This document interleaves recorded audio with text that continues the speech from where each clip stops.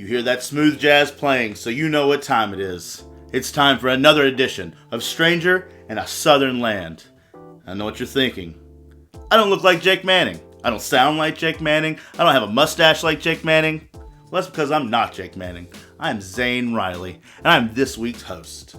You may have heard of me from our group podcast, How Did This Get Booked? And also as guest number 50 on this very show.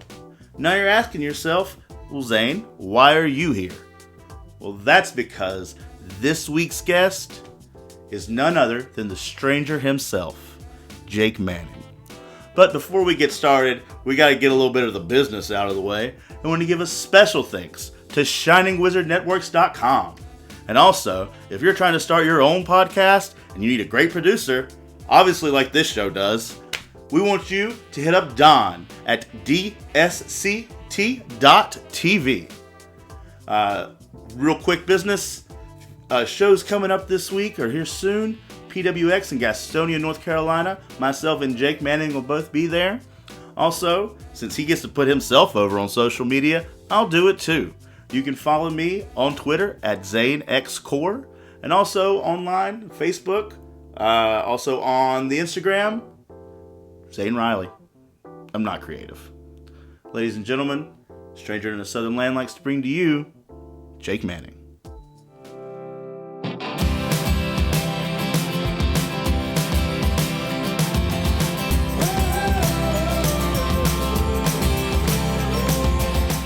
Ready? Yeah, we're recording. And we're a go. You did a very good job on that intro, by the way. You know, I went to intro school. I've been working on my intros. Just preparing for this this particular episode. Yeah. Listen to my first one today, so I'm feeling real good about what I bring to this table. Thanks, friend. I've only done 100 of these episodes. And 99 was really good. You're darn right, 99 is good. Damn right. Damn right. You didn't even listen to 50, your own. Didn't have to. No, I was there. You were there. I lived it. You lived it. I lived the dream. You didn't even watch Sweet Caleb's? I see him enough. He has nothing he can talk about that's of any importance to me. Or the Bravado Brothers. I'll probably listen to John Schuyler's. Okay, I'll probably do that. Yeah. In retrospect. Yeah, you should. You should. It's a good one. The most Mark Maron-ish episode I have. Which is my favorite thing. I've been waiting to have that conversation with him for 2 years. Finally had it. I was going to make some money off this conversation of how we hated each other for however long. How's that money coming? Not. Oh. Podcasts are actually losing money, believe it or not. Well then. Yes. Ladies and gentlemen, we're here with this week's guest. A comedian's comedian, a wrestler's wrestler, an improvisateur, a podcast mogul. You got enough of these damn things. This is true. A trainer, a roadsman, a scholar, actually an athlete. You threw a ball back in the day. Formerly a cocksmith. A cocksmith, a coxman. What is it that brought you here? What made you want to be a stranger in a Southern land before you knew you were a stranger in a Southern land? You mean why I moved to Charlotte? Yeah. Oh gosh. This is a. No, why did you come to this house? Why this did house? You, yeah. Well, I was homeless. Glad you could make it to your own show. I was homeless. We've wanted you for a long time. I was outbid at a lot of houses. I was getting tired of sleeping in the office. Understandable. I threatened my real estate agent of his life, and he offered to give since he was the seller of this house. He made himself the buyer and the seller, so he made a sweet penny off of me. Good. And he got to live. And I got to live in this house, and he got to live in wherever he's living. Yeah, exactly. And this is basically what he could do. And ever since then, I've cursed the day because I hate this house. Understandable. It's very confined. It's basically like a mouse maze. Would have liked this wall not to exist. I actually, when we just got done filming our other podcast, and I went to your kitchen and heard you rattling around, I realized that this door is also the same door in your kitchen, and I never knew that before. Never used it. I don't blame you. There's not a handle. I don't know how you could. Well, I took that down to put this wonderful vinyl placard thing that I have.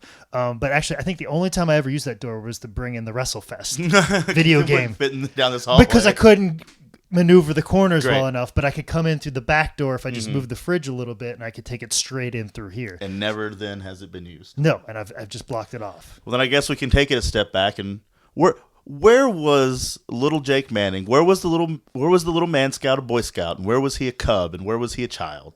where did you travel? I grew up in Iowa, town of 82 people, Spragueville, Iowa. I could do the whole bit for you if you want. Please do. Yes, I'm going it all. I haven't perfected it yet, but that's the point. Is Yeah, I grew up in a town of 82 people. Basically, my entire existence was Opie. Like if you want to know what my childhood was like, just watch the Andy Griffith Show. But put the mother back in the picture. My grandmother looked very suspiciously like Aunt B. Never saw them in the same place they could have been? It could have been. Like, so there's that. So it's basically exactly like that existence. Very just corn-fed Iowa boy. I guess you could say an athlete, but really what it probably was everybody needed more people to participate in sports so we could have sports teams. Yeah. So There's only 82 people there. Yeah. Well, I mean, the town where I went to school had less than 1,000 people. Oh. So I had to drive 5 miles to go to school. And my graduating class was 21 people. So fielding a football team was kind of tough. Yeah. Played both ways in football. Of course. Played baseball. And in Iowa, you can play high school baseball as an 8th grader. Oh. That summer before your freshman year. So you can play 5 years of baseball. I sucked at all of those years. Actually, I bowed out early. I didn't play. My goal was to play all 4 sports. All 4 years and then get the 5th year of baseball, but I did 3 years of baseball and went out on top. Yeah, I went out on top. I was one of the best pinch runners they ever had. I was but the thing is, they'd put me in as a pinch runner, and I would excite the crowd. I was like a kick returner. Oh, okay. In baseball, yeah. like what you see, like, and the thing is, like Tim Dwight. Do you know who Tim Dwight is? Yeah. Who doesn't know who Tim Dwight is? You don't know. I don't know. I'm trying to progress the conversation. You're just Yeah. I mean, I'll tell you who Tim Dwight is if you want. Well, I figured you still would because not everybody at home, obviously. I am a knower of Tim Dwight, but I doubt everyone at home is. Oh, you really know who Tim Dwight I have is? no fucking clue. Okay, man. all right. Well, Tim Dwight. See, we're got many layers. Okay, that's fine. We got all day. This is your show. We can stay here as long as you let us. As long as I let, because I actually have a full schedule of You things. have so many things to do. So I'm actually on the clock. Yes, exactly. So. But Tim Dwight, he was a kick returner and a fairly good receiver for the University of Iowa. But where he rose to prominence mostly because of kick returns. He like punt returns and kickoffs. But it was during my high school years, and we always looked up to him because he was a short white dude. Wasn't that quite that fast, but he worked real hard. You could tell that about him. Real tough guy. He mostly was in there as a wide receiver, but he was mostly block and throwing blocks downfield. But he was this really good kick returner. And he actually played in the NFL, and I think he played on the Atlanta Falcons team that went to the Super Bowl the year that Eugene Robinson got caught picking up prostitutes. Yeah. That era of the Atlanta Falcons. Like you do. Oh, that's where I brought you back into the football conversation. So yeah. Hookers, yes. Hookers are my football knowledge. Yes. But no, he was a fairly good receiver and stuff like that. But as a punt returner, like, he was unbelievable. Like, he could change an entire complexion of a game. Like, if I was down by like 2 touchdowns and the defense held them and they went for like a punt, like Tim Dwight would get in there and he'd be like, I know we need something big to spark this. He would have like a monster return or return it for a touchdown and then bring him within a touchdown. Like, he was like this big spark plug for the team. Yeah. And there is no pro team in Iowa, so the Iowa Hawkeyes are basically your pro team. Yeah. So like, being a football player in high school, we were like, oh, Tim Dwight's awesome, because he's just a short white dude who just works really hard, A white guy in Iowa, who would figure it? Exactly.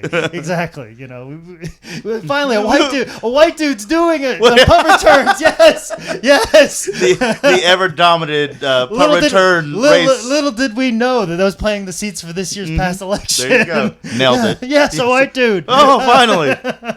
Hurrah. But no, like, Tim Dwight looked like a guy that could, like, we would have known or could be like us, and that's always been my theory of success, as long as you know somebody that's been in your shoes or has the same, like, hey, I could be like that guy. But Tim Dwight, spark plug, could pull people out of it.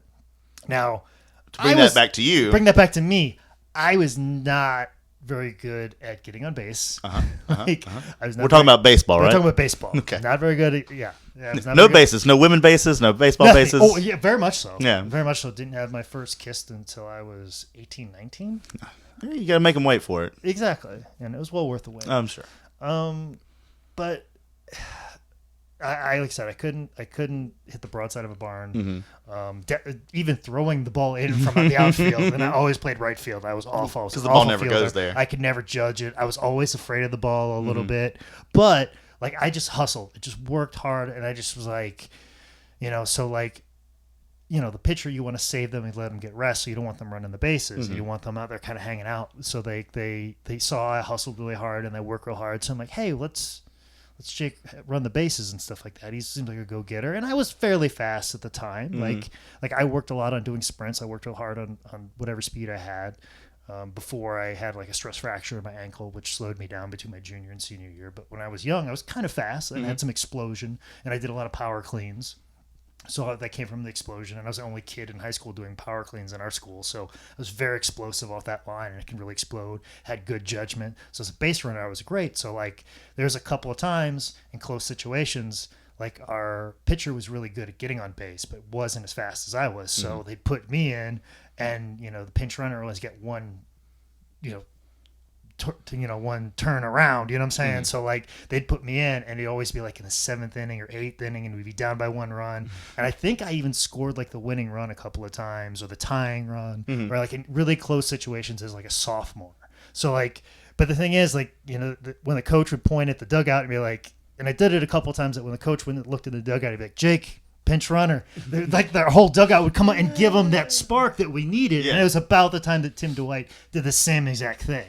So, like, that was what I did on my baseball career. So you were getting the crowd hot long before you were even a wrestler. I understood the importance of a comeback. You know what I'm saying? And like a cutoff and the importance of the crowd dynamics and how you switch the emotional dynamic of an athletic event. Did you take any of these sports to college or? I got a scholarship as a track athlete. Because I don't know. I'm sure I've told you because I'm sure it's come up because I'm very proud of it. Yes, I like telling people about it. Yes. But I know these, but they might not know these things. But my uncle is a former world record holder in the shot put. Yes. And not just like a world record holder, not just like a 3-time Olympian, but he invented a different style of how you put the shot. Basically, for the video example, the longest time it was always the Randy Matson glide style where you come across the ring and the trail leg would be at a straight angle, would be facing the back of the throwing circle. My uncle, who when he was tested at the Olympic facility like in Colorado where they test you like for everything as a athlete for the Olympics, a U.S. athlete, you go and you get tested like your blood pressure and all these things and all these things to figure out the schematics that's going to make you perform better. They found out that he had a very large amount of white muscle mass, which is that fast twitch muscle fiber. Like bodybuilders have a lot of red muscle fiber, but people who are very explosive, very fast moving, like linebackers have a lot of white muscle mass because they move fast and they're agile and they go and they hit people really hard. Where somebody who's trying to build bulk, that's red muscle fiber. Well, when they tested my uncle, his white muscle fiber was off the chart. They had to redo the chart because of him. And his thought process, like I said, the Randy Matson style, the leg comes straight across the ring. Where my uncle was able to move his foot, the trail foot, the power leg, 90 degrees, just to move it to a little bit more of a side, so that way when you actually pivoted and were in the power position, you were already got your foot turned, because they used to have to make a 180 degree turn into a throw, or you'd be off in your power position.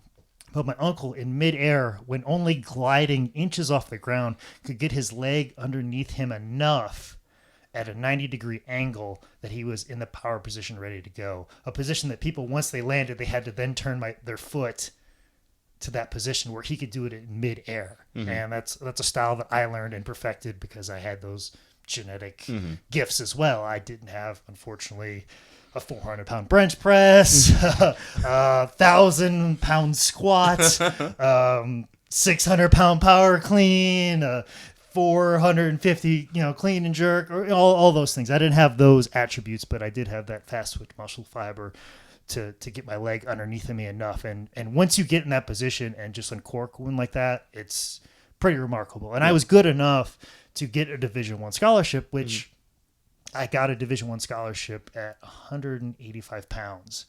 And most guys I was competing, and most guys that, especially in college and other places that I was competing, because you'd always just get a guy like yourself, Zane Riley. Fat.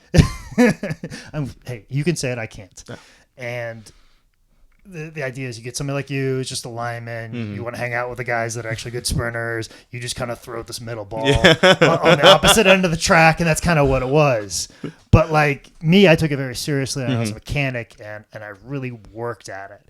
And people would come out and see me throw, and from what I heard, like there's still like people in my area that talk about when I threw there, because I had this insane like grunts and primal scream when I would throw, like, because I was throwing with everything I had and put every fiber of being that I could into it, because it was kind of a solo thing, and I was never big on teams, because all it takes is for one guy to kind of tank the show and be like, I'm much more interested in hanging out with my girlfriend than winning.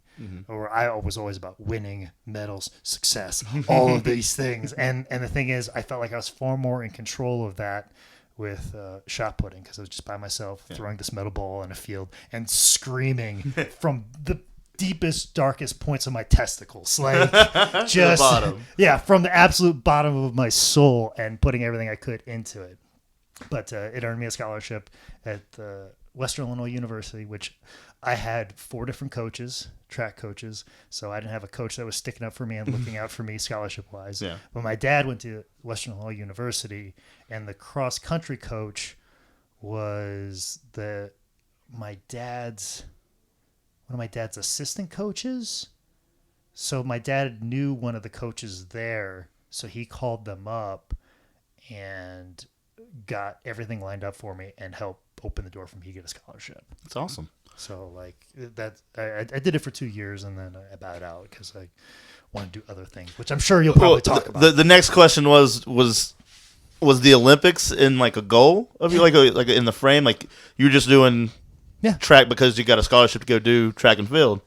No, everything that I've ever done, I've always like, okay, what's the best possible thing, the best possible goal of whatever you do. I'm like, no, the Olympics, because obviously somebody of my genetics from same town, same last name. So like when I threw, people knew about my uncles, and a lot of when I was throwing in high school, a lot of the newer meets I broke the record at. So like there'd be a Fearbach, in the shot put, and then when I would go to these meets that had been going for a couple decades, my uncles would have the record there. Yeah. And if it was something from the 80s, my Uncle Steve had it, and if it was even older, it'd be my Uncle Bob usually. Yeah. And the person that would usually be second would be Uncle Al. And Uncle Al, who was the Olympian, he owned the Drake Relays, which is where the high school meet, and the Drake Relays, which is a very prestigious track and field meet. I think he still owns, but it might have got broke, the stadium record. And so nobody's thrown further than him in the state of Iowa. And then, of course, like high school wise, my Uncle Bob held a lot of records. And then my Uncle Steve came along, and he was like one of the, last good ones. And then I came along and broke some of Steve's records. In certain places. Yeah. It was really good when I think I only broke 1 or 2 of them, but I remember the first one felt really good. Because I always felt like because my dad came from 5 brothers, and Steve was very young. Like Steve was a senior in high school, like when I was 1. But like I remember being around him a lot, so he felt like an older brother. So I felt like a 6th brother of these brothers that have been spanned over a decade, because I was very close to my grandfather and my grandmother. So I felt like the 6th brother. So like there was a bit of that competition. So when I beat Steve's record, I felt like I was like I'm a part of you. Take that, bro. Yeah, because Steve was a really good basketball player, better than all the rest of them, and Steve took much pride in my dad admitting that Steve was a better basketball player than him. There was that, and I felt like I was a part of that. So how do you go from thinking that like I'm on the track, like I'm going to train and go to the Olympics to throw this metal ball, and then end up sweating on dudes in your underwear? Like, you said you bowed out 2 years in. Were you in college when you decided you wanted to be a wrestler? Or was it something that you wanted to do beforehand? Well, I've said this multiple times. My only idea of what professional wrestling was, or like how you became a pro wrestler, was you were a Division I athlete. Mm-hmm. Jim Ross showed up wherever you were, watched you do the bench press a couple times, you arm drag a few people. Yep. You debut in Madison Square Garden as Rocky Maivia, and you become Intercontinental Champion. And that's how I was under the impression that's how you became a pro wrestler. So I was thinking, hey, I'll become an Olympian, because Mark Henry was a big thing at the time. So I was like, I'll become an Olympian, and then I'll contact the WWE. And and I'm already there. So it was all just like, I'm just going to work towards this. So, but in the meantime, I'm going to be an Olympic athlete, and then I'm a pro wrestler, because why That's not? what you do. Yeah, like, why not think the sky's the limit? They go because you're not jaded yet. You haven't been no clue that any defeated and downtrodden. Well, the thing is, like I said, like my uncle was one of the best of all time. Yeah. He was a pioneer, not just like he qualified for 3 Olympics. No, he was one of the best of all time. Just got inducted into the Track and Field Hall of Fame this past year, 2016. Like, he was the man. So I've got the same last name, same genetics. I'm not that far removed. I come from the same exact place. That bold arrogance at this time, it sounds like the complete opposite of who I am. You sound like a lunatic to yourself right now. Exactly, but that's what I literally thought as a 17, 18-year-old. There's like, I'm going to become an Olympian, and even if I don't like get the gold medal, there's still WWE would still be interested in me, and just do it. Is this part of Iowa known for people like leaving their hometowns? Like, is it like just churning out the hits of people? I will say this about my hometown, and I think this is very important. And as I look at this landscape where we're at right now, and even politically and socially in this world, and I try to dissect what some of the problems are occurring in life right now, in my small town, like there's always a need for somebody doing something new, like. This one guy who was just this kind of dipshit in high school, but he was really good in shop class, and he was really good at woodworking. He started at his own like woodworking company, and he gets hired out in these high power broker firms in Chicago and builds cabinets. And he builds like really amazing furniture and sells it in the suburbs of Chicago, and like some high dollar people, and has high dollar clients and stuff like that. And it just makes a boatloads of money. Just goes to Chicago, installs all this ornate woodwork, and has just this amazing furniture, and sells it for top dollar. There was another kid that was kind of a different dipshit. A different dipshit, also good in shop class. It was very smart. It was very, very, very hardworking, and he was like being in the outdoors.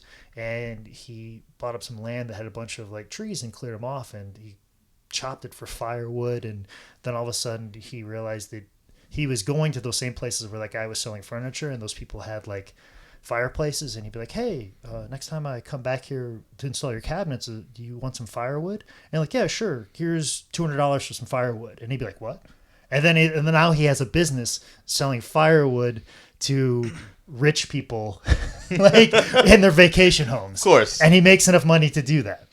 But there's all these examples of people coming up with these great businesses, like our pizza place in town. The guy was smart enough and did this and made this move, and then they was success. So there's all these people that just like, hey, I had this idea and I became a success. And so like that's where kind of that blind arrogance had it. But a lot of people stuck around there. The people who left you never really heard about, but like they did cool things. Like my uncle, like I said, after his career of being, an Olympic athlete and one of the best of all time, he became a sound recorder, a sound technician, I guess, for NFL Films in 60 Minutes. Okay. Like it doesn't, it just seems like when you leave, you, of course you'd be successful. Yeah. From this town, from people who know, because in my mind, that's, you work hard, these things happen, and boom, you're a success. And that's just the town you were brought up in. I mean, that was everybody. That was everybody's and fortitude. you can have that, and you need to have a little bit of that blind arrogance and that idea, and then have examples around you of like, oh, this guy did this. He sat in the same classes that I did. He worked hard. He did this. He made this move here. He saw this need. He did this. Just all these different paths of success I saw in front of me. Where unfortunately, I think a lot of people now, or a lot of people in communities that are not as good as mine, you know, like those country towns that we go to sometime in North Carolina or West Virginia, they don't have examples of that. And that just makes me appreciate more my childhood that I had all these examples. Because if you grew up in those places that don't have those examples, where the town pulled, you know, the factory of the town pulled out and the town didn't recover, and nobody in that town was smart enough to recover, or nobody could figure out a way, or nobody found a different way to do things. You know, if you don't have those examples, you live a life of depression and destitute and always thinking that nothing's going to work out, so I'm not going to try anything. But if you always feel like something's going to work out, you're always going to try things. I think that's always been my thing. So and I was born with that. Gave you a very positive attitude going forward. Yeah, because I just like, of course it works. Duh. You know what I'm saying? or at least, you know, I've got enough things going on that I can do this. Yeah. Where I don't think a lot of people did. It's like shocking now, and I think that's part of the problem we have right now is people don't see it that way. And at the same time, too, they don't have those examples, and it just really goes to show that my little town was this rarity. It wasn't everywhere else. Because I just thought everybody lived in country towns. They just saw it the way I did. Yeah. But now that I realize that, you know, in their town, the guy started a cabinet company and failed. Yeah. You know, like, and that cabinet company set on fire. Yeah. And then took half the town with it. Because we had a creamery in town and 50 people lost their jobs, which in a town of 900, that's a big deal. Yeah. But our town recovered. Yeah. And, you know, I just thought that's how it goes. But apparently not a lot of towns had that type of success. They employed thousands of people and then they just tanked, even with much larger places and more, better outlook for jobs. So, yeah, like I don't even know what the original question was, but that was that, you know, like. It was, do a lot of people leave your home? Like, but that's the thing, no, like, but the people but that clearly left. the people that stayed still were very successful in their own right. So it's. But the people that left, they were kind of off the radar. Yeah. You assume they were a success because everybody else is successful here. Yeah, so but they had to have gone. If they went to Clinton, they were a bigger success. Yeah, of course. If they went to Davenport, they were a bigger success. Yeah. You know, so like it was just weird that way. So you have this basically this mentality going forward of, you can call it brazen arrogance, but at the same time, you know, it's a good positive thing to have. So one day you're chucking balls down a field in college, and then the next day you're not, and you're becoming a professional wrestler. How do the two meet? Yeah, back to that. Like I thought I was on the path there, but then like JR didn't show up to one of your track meets. But I had a little of inclination of a back door.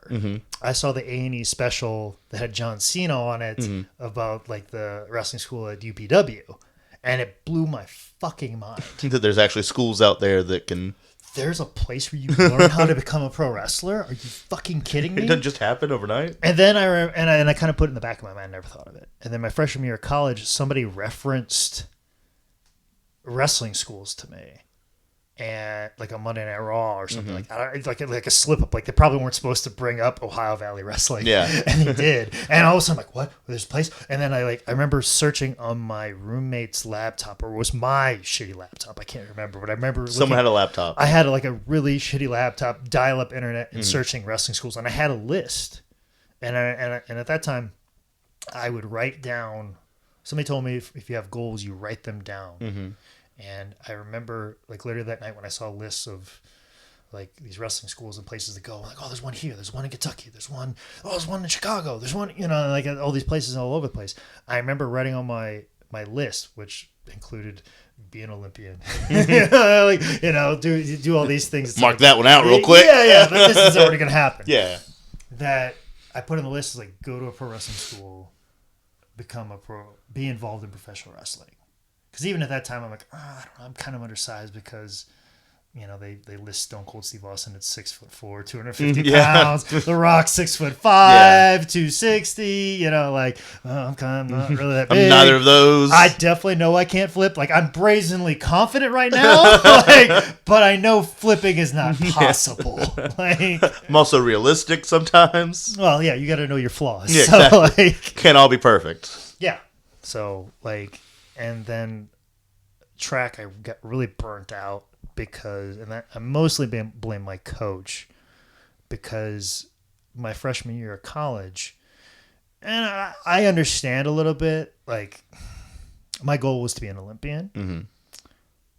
But I don't work very well with coaches that are hard on me and are on me all the time because I'm extremely hard on myself. Yeah.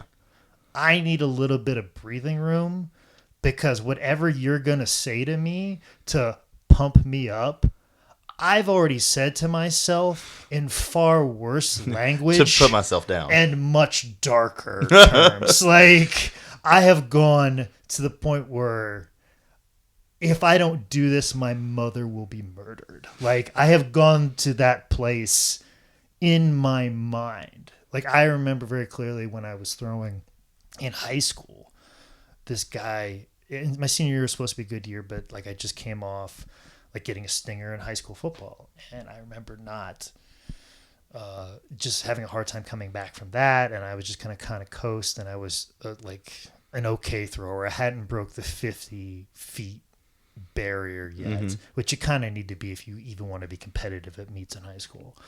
And I thought I was just going to squeak by, and I won a couple meets at 49. Then all of a sudden there was all these sophomores that were really good, and they just like accidentally threw 50 feet. And then I got 6th place at a meet when this is supposed to be my senior year, and I'm supposed to clean up, and I thought I was just going to coast. Yeah. And I remember being really pissed off about it. And it was on a meet that was really cold, and I didn't do very well, and it was like on a Tuesday. And I was going to face all of those same guys again that upcoming Friday.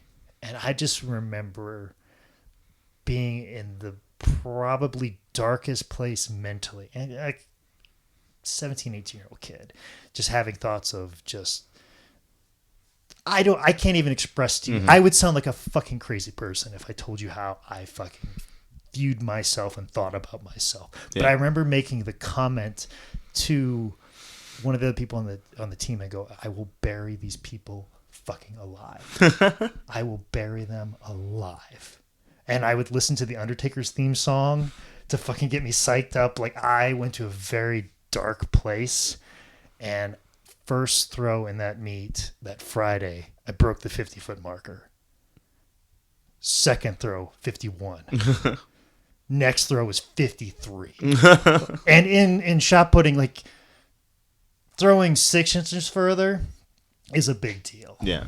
But throwing a foot further than you ever had before, and then turning around and throwing 4 feet farther than you'd ever had before was insane.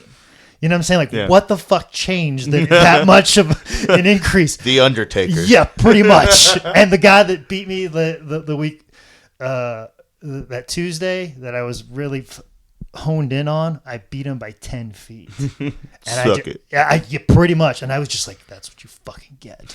Like, I took it as a personal attack. Yeah. But that was like always my mindset, and that's how much tenacity I had. I mean, this is like a high school track meet on an event that most people, like I said, they give the chunky guy, here's a metal ball, go to the opposite end of the field and throw this around. And here I am taking it like a personal fucking attack. Yeah. That my mother will die. You know, that my family and everything that I think is good will be taken away from me. Like, that level of psychosis. Like that's the type of mentality that I had. So, but up against a guy who's trying to bark all these slogans at me just didn't work. And also too, like, yeah, I wanted to be an Olympian, and he was putting me on an Olympian schedule. But I was training 60, 80 hours a week, which was an NCAA violation in the off season. Like, he had 60, 80 hours of contact hours with us in the off season, which was an NCAA violation because in the off season, he's only supposed to have 30. Luckily, one of the seniors pointed that out and made a note of that, and then all of a sudden the next week, boom, back to 30. Yeah.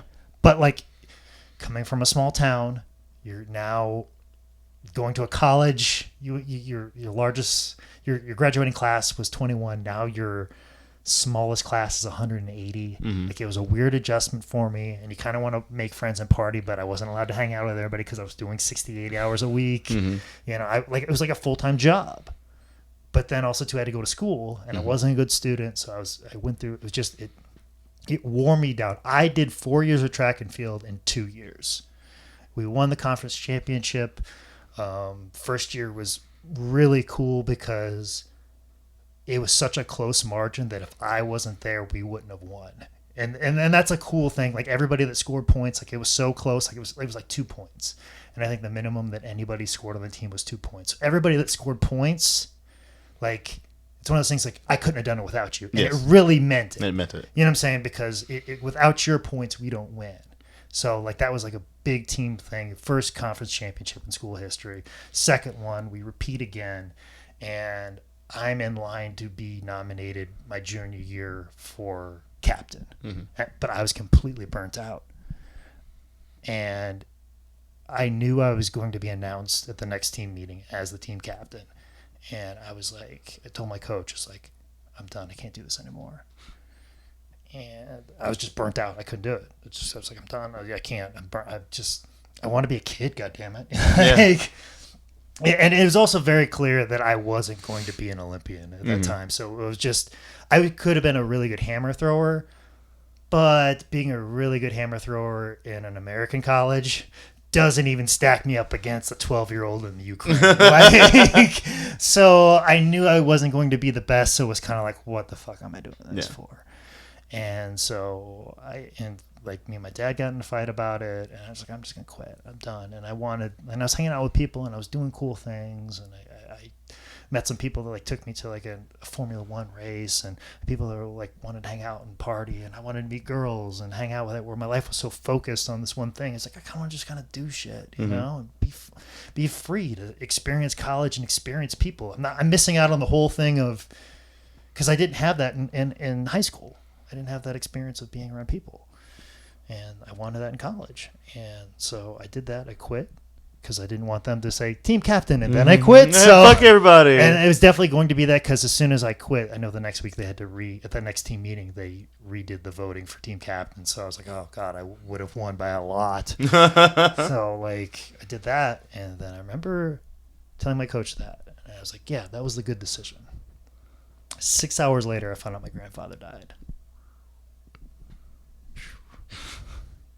And that just took the wind out of me because nobody in my family had died, especially my close. And like I said, me being a part of 5 brothers, I felt like the 6th brother. It was like my dad died.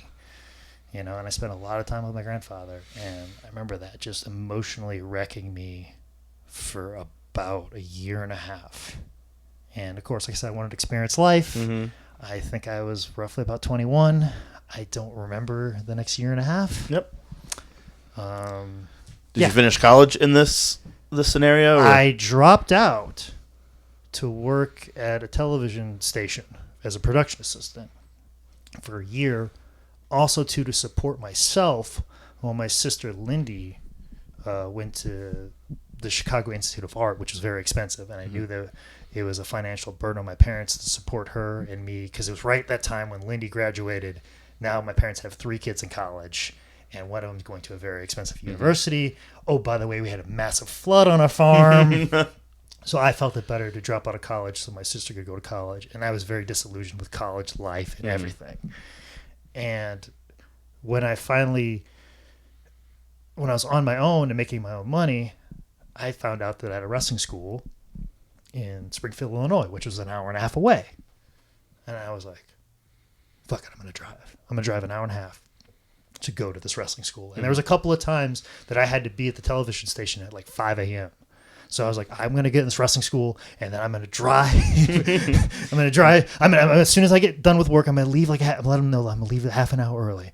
And they're okay with it because it's a government job. Yeah. Because and I was drive. I'm going to do wrestling training till like 10, then drive back, sleep for a couple hours, get back up, work a full day, go back again. And because I just wanted to be a pro wrestler so bad. It was the first time I'd been excited about anything in a year and a half after just drinking myself into the downward spiral. The fact that I did not fuck up my entire life in that moment. Like, I have a lot of sympathy for anybody who's young and makes a giant mistake, because I remember many a times where I almost got an underage drinking ticket. DUIs, should have died behind the wheel so many times. Like, there are so many mistakes that I should have made. But because, for whatever reason, maybe because I was in the country in the middle of nowhere, or I'm like a fucking ninja and just can disappear. Just got out of the way. I didn't have any of that come up. Like, I should have ruined my life in college during that year and a half. I should have. There's no way I should fucking still be alive and have an empty criminal record. There's no fucking way.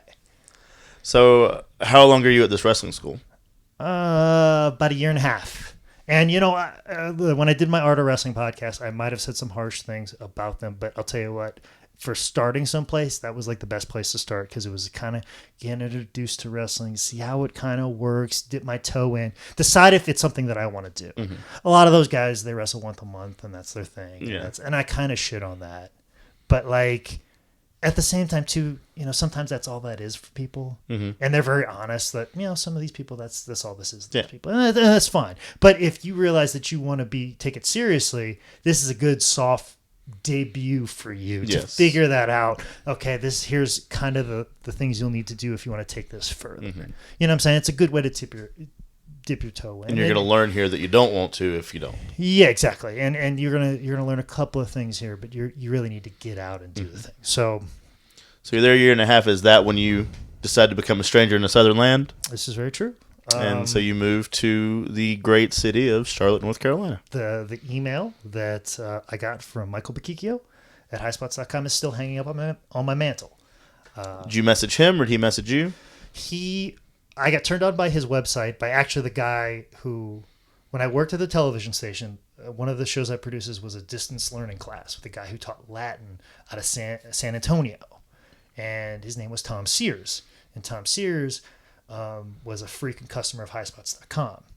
And when I wrestled for SCW, which was kind of the backyard federation that Tyler Black started in, Shane Hollister, Merrick Brave, a bunch of guys started at, like a bunch of Danny Daniels students started like Scott County Wrestling, and like had this really cool collection of talent. And I showed him one of the matches that I had there, and that was where I had my first match. And I was like, hey man, like, check out my match. And he just kind of rolled his eyes and didn't pay attention to it. And I didn't have gear. And he goes, listen, you need to go to High Spots and get some real gear. And that's who told me about High Spots. I didn't know anything about High Spots if it wasn't for Tom Sears. Fuck that guy now. Yeah. So go to High Spots, get some gear. Go to High Spots, get some gear. Then I became an avid fan and buying like tapes. Mm-hmm. And then I saw a little thing that scrolled on the top back when Michael had stuff scrolling on his page. Back when that was cutting edge. But yeah, before the flipping, banner ads, it was like a scroll that said High Spots 3-month internship. And it was at that time that I was taking a lot of seminars, and Colt Cabana said that you need to be on the East Coast. That's where all the opportunities are. And I was doing stuff like taking seminars on the East Coast. Like, I drove to PWX in Pittsburgh, who I just dropped a ring off for. I don't know if they're the same owners, but I went there to do a seminar tryout with them and be in a battle royal. I drove from Springfield, Illinois to Pittsburgh just because Colt Cabana says you need to be on the East Coast. Mm-hmm. Then when I found this 3-month internship, and this guy named George South was the trainer, had no clue who he was. Of course. But I heard he was a 20-year veteran, and I go, I need to be learning from a 20-year veteran, because everybody at New Midwest, they kind of been doing it for like 5 years. Yeah. But I need to be learning from somebody like that, because at that time I'd already done the OVW tryout, which is where I met my girlfriend. And I kind of got the inclination of kind of some of the things I need to be doing. So this High Spots 3-month internship seemed like a great idea. So I told him I was going to leave as soon as I possibly could. I would have left the day of my college graduation if I wasn't already engaged to a woman. Like, I was engaged to a girl in Springfield, Illinois. It was a bad relationship. I never should have been there, but she was training to be a wrestler at the Springfield place. It did not end very well, but we were engaged at one point in time. And what I would have done, but instead I spent a couple days with her, because Springfield was kind of on the way from Macomb. It was at least an hour and a half. So what I did is packed up everything out of my apartment on the Sunday, left Macomb where I went to college, stayed the night in Springfield, Stayed all day Monday just to spend time with her, like a full day with her. She took the Monday off, and we spent a full day together before I was going to drive for this 3-month internship. And I drove all day Tuesday, got to High Spots late Tuesday night, which is when they were doing training. Yeah. I just missed training. They were just waiting around for me. And that was May of 2005. I can't remember if it was May 17th. I think I graduated on the 15th, and I showed up on the 17th. And I have now been here. What is it now? Like Your almost 3 months internship turned into like 12 years. Yeah, my 3-month internship. Because 2 weeks into it, I got offered a job that I've now had for 12 years now. Whew.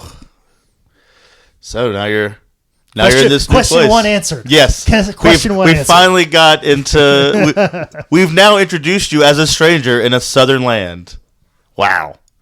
Credits. Like opening credits. That's why I only talk to people. And it's very hard for me not to bring up my own shit because I have a lot of goddamn baggage. Hey, you own the camera and the microphones, so you can talk about whatever the fuck you want right now.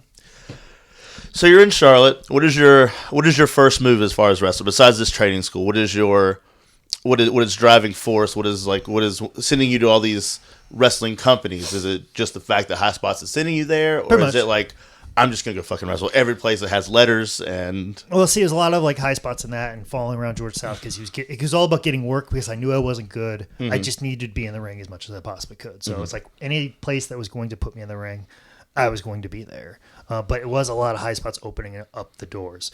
But I must say this, and I tell this to the students at High Spots when I train on Thursday.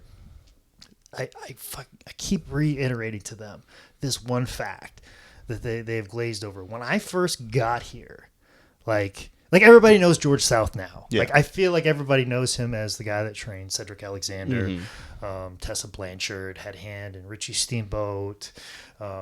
Reed, all of these people, like you could list multiple, even like Men on a Mission, like all of these guys, like he has this lineage and stuff like that. But especially recently with Tessa and Cedric, people know him as that trainer and training all of these people. All these students now that are training under George South can go to a show, and you always get asked that question, who trained you?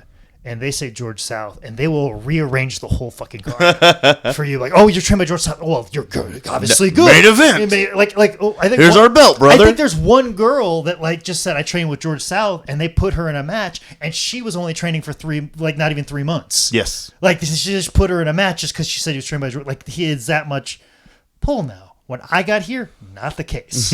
Everybody knew George South as the unsavory character from the Hardy Boys novel. A crook and a swindler. Yes, that's pretty much, and like he only trains guys to be on his shows, and and there was a lot of that, like, kind of fuck that guy, doing that. But like, I got here, Bobby Houston got here, Christopher Salas, Little Guerrero, like we had a couple of guys that were pretty good and wanted to do the other shows, because Mike Lee was around, Jason Jones was around, George Jr. was around, but like George was mostly getting them on like legend shows where basically they were just supposed to be bump machines for legend shows. And everybody was kind of happy with like, oh, I got to be wrestle in front of like 1,000 people. Yeah. And like the Jason Kings were like, I got to wrestle in front of 1,000 people and wrestle Mass Superstar. Yeah. Where like the group that I was hanging with, like, no, let's do a bunch of spots that we see on TNA and let's go for it. You know what I'm saying? Like let's do this. Let's go out and have like matches that ended up pissing off old timers all the time. You guys are doing too much. Slow down. Yeah, you know what I'm saying? Especially in 2005 in this area, like everybody's telling you slow down and work an arm, and it's good to know that stuff, and it's good to recognize the crowds where that works.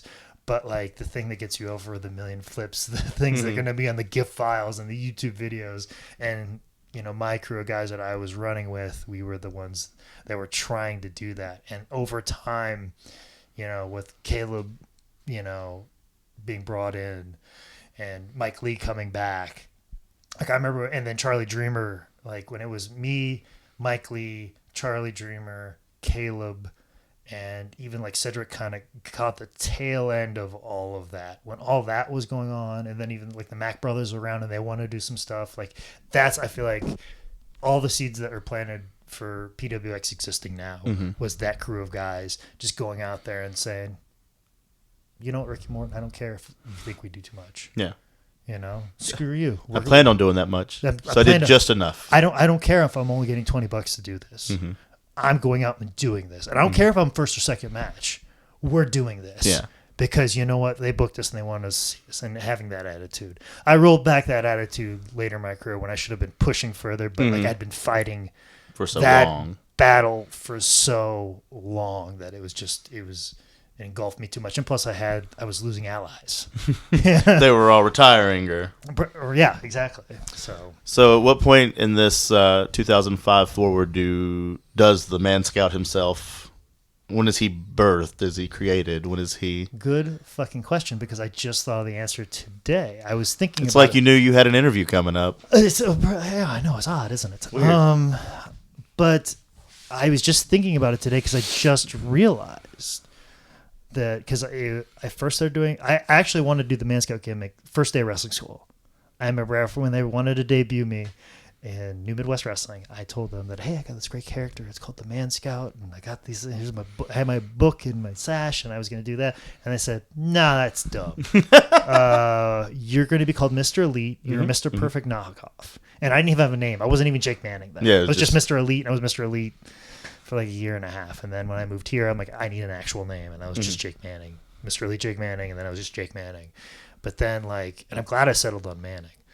Because the idea of the Man Scout thing, it always was rattling around. And I remember picking up some gear like 6 or 8 months before I ever did it. Like, maybe I should do this Man Scout thing. Because Human Tornado was like kind of a big thing. And El Generico was a thing. I'm like, a lot of like high spots with a character. Like this seems kind of and PWG's kind of big this way. I'm like, this seems like that's the wave of the future. Like a character that is got a very good in-ring product that does a lot of stuff. And that's kind of what I want to do. But like, having this character is the thing that people remember in mind. I remember when we brought in Bill DeMont for like a CWA show, and I got to wrestle him. He was supposed to run a seminar, but we didn't get the ring set up in time. But he sat in the locker room and just preached the truth for an hour and a half. And he said something to me that still sticks to me this day. And he goes, he goes, the key to wrestling is being in the car ride on the way home. You know, when you see a wrestling show, they're going to talk about their matches and their favorite matches. And you don't want them to be like, oh, man, the guy who's bald with the blue trunks, I remember when he did that one move. Are you talking about the guy in the black trunks? No. The other bald guy, the one with the face hair. You mean the beard or the mustache? You know, you don't want to get lost in that shuffle. But if you said, and that was when I already had this Man Scout character in my head, and I knew if you saw a wrestling Boy Scout, you're going to always know who that guy is. No, you're like, yes, the Boy Scout second match when he did this. Yeah, the Boy Scout was like, even if you don't know Man Scout, you're going to know the guy dressed like the Scout. And when you come back and you see me come into the ring again, oh, great match last time. I'm excited to see this match. And then your match is going to get that much better. And that's how you build.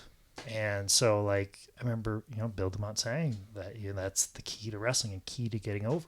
So I'm like, I'm going to do this Boy Scout character. And it was on 2007, 4th of July. Whoa. So this upcoming 4th of July will be the 10th. And I just that's what came up to me. He goes, I have been doing this character for almost 10 years now.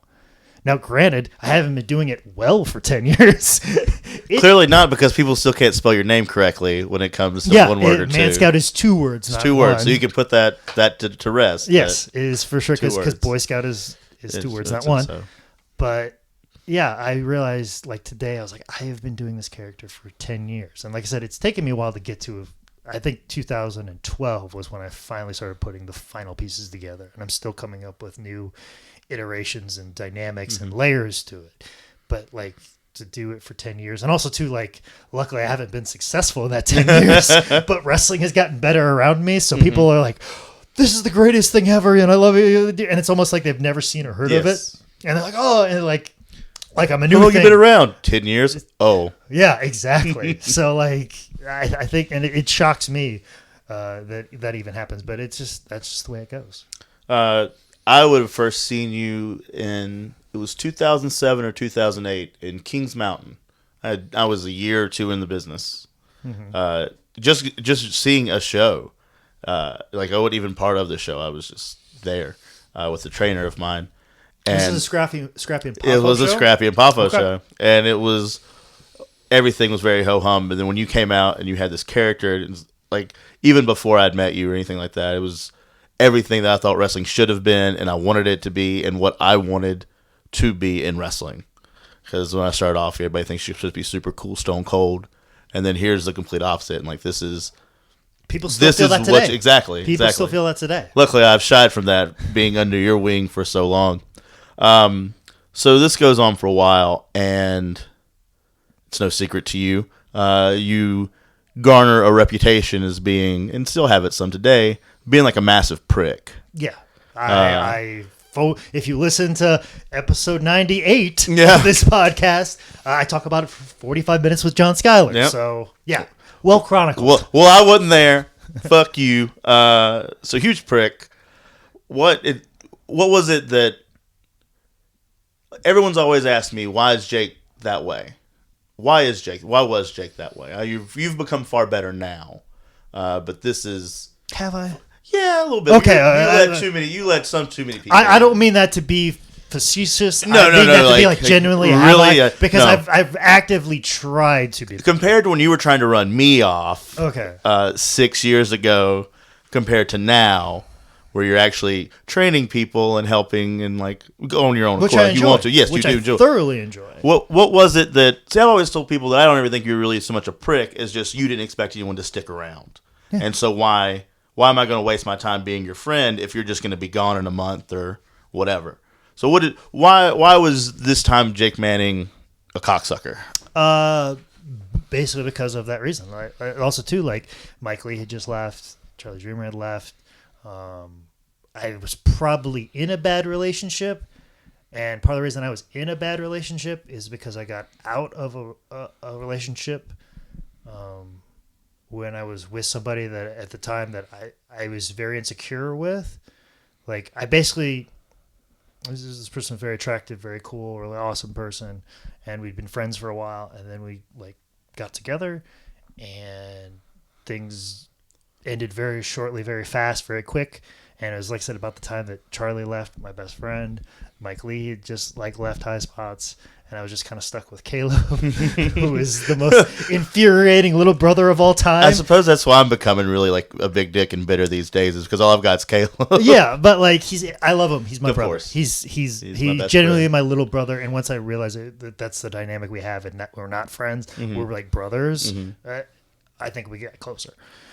But I was going through all that, but like that relationship ended because I didn't think I was good enough to be with anybody like that, which was my own shit that I was dealing with personally, because my relationship side of things, and that's when, like I said, people don't realize how bad indie wrestling was. Like everybody that gets into it now, like, oh, you just work hard, and oh, you get these tryouts for WWE, and oh, you end up on NXT for a couple spots, and then this happens, and oh, then I'm on Ring of Honor now. Oh, yeah, this, you know, like the same hot indie guys in 2009 were the same hot indie guys in 2003. It was so stagnant and fighting for spots, politicking for spots, because there weren't a lot of spots, and a lot of like good places were drying up. Like IWA Mid-South, you know, wasn't what it was in 2009 that it was in 2003 as a way to launch people. Ring of Honor was becoming more closed off. TNA was becoming more impossible to get into. Like all of these opportunities were seizing up, and the entire industry was tightening up, and I was feeling that and recognizing that, and I remember like feeling like I was going to quit in 2009, and I felt like 2009 was when I was the most ready, which I feel like was about the time that I met you. And I know that because that was about the time that I was going through all of this emotionally, that I had all these people leaving me. I had this person left me because I thought, there's like, yeah, of course they wouldn't stick around. Why would they? And then I'm going through all this stuff with my career. So then my defense mechanism for all that was to put a wall up of dickishness that of course you're not going to get in there. I'm not going to let you in there to hurt me. Because then you can't leave if you've never got in. Exactly. And also, too, we had a lot of students coming and going, and I was looking for that crew again. I was, we had, like I said, we had it with Mike Lee, Charlie Dreamer, and Caleb, and then I had it before with Bobby Houston and Chris and Rob, and then they left. So I've gone through all these iterations, and I was just exhausted, like just hoping for another people to come in, and we came in with a lot of people that just showed up and left. I love Dion. I forget his real last name, but he was Dion Davis, but he played Obama on Raw a couple of times.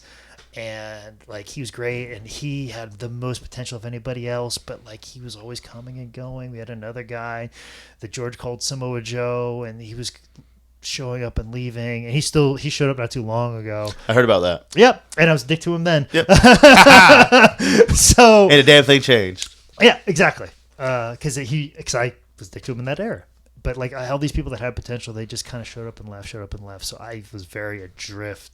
So like I said, I didn't want anybody to get that close because they had let all these people get close and they manipulated me. And then I have had another personal relationship where I let somebody get too close and it completely embarrassed me and hurt me and harmed me. And that's when I shut everything off.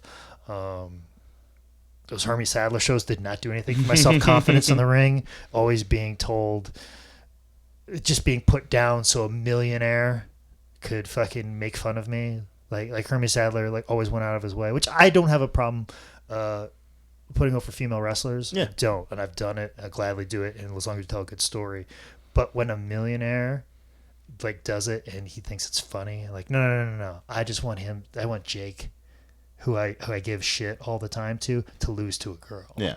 Like when it's to fucking appease somebody who has money, which people who have money have always been those are the people I still hate. You know what I'm saying? Like, I'm not a hateful person towards any certain demographic of people other than rich people. Yes. And when they try to manipulate me and fuck with my career and think it's funny when I wrestle in front of one of the largest crowds I've ever wrestled before, and they think it's entertaining to them, they're like, hey, this is going to be embarrassing for you, but I want to do it to amuse myself. And that was some of the things I dealt with those Hermie Sadler shows. And he constantly was putting me in situations like that for that to have happened. So all of that, being embarrassed, humiliated, paying people telling you it's how you pay your dues. But all the people the few people that are excelling to those few spots are not paying those dues. Or not doing, that's not happening to them. And I'm losing friends. I'm losing relationships. I'm starting to feel my own mortality. I'm getting older. And I realize, WWE is starting to release people that are roughly my age, and they've already had 10 years, and they're coming down, and I'm just dealing with all of that. Probably about the time. And then, like I said, I got in a relationship that I can describe as probably emotionally abusive, or at least not emotionally conducive to where my headspace was at that time. Would probably be the most kindest thing I could say. Yeah. But it was probably the former as opposed to the latter. Of course. So, it's lucky me, I was just too dumb and too nice to let you win. You were like a dog. The little puppy dog, big dumb puppy dog. It was funny. It's kind of it's funny or ironic, I guess. You said that like the way that Hermie Sadler treated you, like he wanted to see you specifically. I want to make fun of you this way. Kind of segues to another section, and I've been very vocal about what I felt the first $5 was. I thought it was very snarky and mean. And so with the Burke County Boys documentary that you did before that, and then the original iteration of $5 Wrestling, was that purposefully, or maybe not so much purposefully, was that kind of your intent? Like, look at these freaks, I'm going to put them out there, and now I can laugh for once. The first one might have been that mean spirit, $5 Wrestling. The Burke County Boys documentary was not necessarily the case. I saw that more like the Daily Show in the situation because satire because pro wrestling is such a ridiculous thing because at that time a lot of my friends were getting married, having kids, and here I am wrestling in the parking lot of a putt-putt golf place and watch people put thumbtacks into themselves. Yeah. And I think it's the greatest thing ever. Yes. So I feel like that Burke County thing was to convey to people like just the juxt of like this absurd thing is happening in my life, and I think you guys should share it. And like that I felt like there was much more heart to the Burke County, the Heroes of Burke County documentary, and I feel like I tried to maybe do that with the first $5 Wrestling, but at the same time too, I think there was a lot of fuck you because there was, like I said, a lot of people. I became very jaded with pro wrestling, and I wanted to turn it on its head because, like I said, I've been hearing all these people saying, "Oh, this is more, do this," and I was also hearing that from people who did not have the reputation of Jim Cornette. You know what I'm saying? I heard them from people that, I've been wrestling for 20 years. Yeah, but your last match was 5 years ago. Yeah. You know what I'm saying? And you took 10 off before that. Yeah, and like North Carolina is full of bullshit like that and fucking just carny people. But the thing is also too, there are shows like that everywhere, and people were stealing money away from people and saying wrestling and trying to pass it off as Ric Flair versus Sting. Yeah. And I felt like that was manipulating people. And I didn't appreciate that because I felt like it was insulting to the fans. So I'm like, what if I turn it around on you? But there were a couple of people but there was a little inkling of good-heartedness to it in what I wanted it to become. Yes. I knew that negative path wouldn't last necessarily forever, but I wanted it to evolve to something that Les Thatcher said. And I told him that he was the inspiration of $5 Wrestling, and you should have saw the look on his face. He was so angered. So angry at me. Because he said something is that us as wrestlers, as artists, the only thing we have left, now that everybody's seen us do a million flips and everything else in this world, all we have left is the ability to surprise people, the art of surprise. Now, if somebody ran up and just did a dive outside, it doesn't surprise people. But trying to see Raider Rock execute an arm drag or a body slam or an accurate hip toss, if he does one of the most simplest maneuvers correctly and people lose their mind, that's what I wanted. Originally, I knew that's where I wanted to be. Yes. And the first one I really wanted to shake things up. Yeah. I most definitely went hard to get the attention, but where I wanted to be was good-hearted in that sense. That long term. Yes. That's where I knew I had to be. But I wanted to convey to everybody there are a million morons like this. Yeah. But at the same time, too, there are people that are like, no, there's people like this that we can hold up when, like I said, if Raider Rock ever did a Hurricanrana correctly, wrestling would just implode. Exactly. Yeah. And that's where I wanted to be eventually. I felt like the negative thing was to get people's attention. And it's probably, looking back on it, I shouldn't have done that. And I geared the commentary towards that. And looking back at it, I'm a little embarrassed by $5 Wrestling Volume 1 because of that fact, because we were very snarky, because we were assholes about it and unabashed. But I really wanted to stick it to those people. And I felt like after the first one, I made my point. Yeah. And when I went to do 2, I knew that my approach had to be different. A little less. Yes. To no, I need to be more closer to what my original vision was. I let my negative feelings insult something that could have been pure. How did you even hear about the Burke County Boys in the first place? Or at least George of the Ring Rental. George of the Ring Rental? George of the Ring Rental. And Little Donnie, I love him. He's one of just my favorite people to just watch. Because like I said, you don't know. Yeah. Literally anything can happen with him. You don't know if he's going to take the suplex correctly or not. He may die.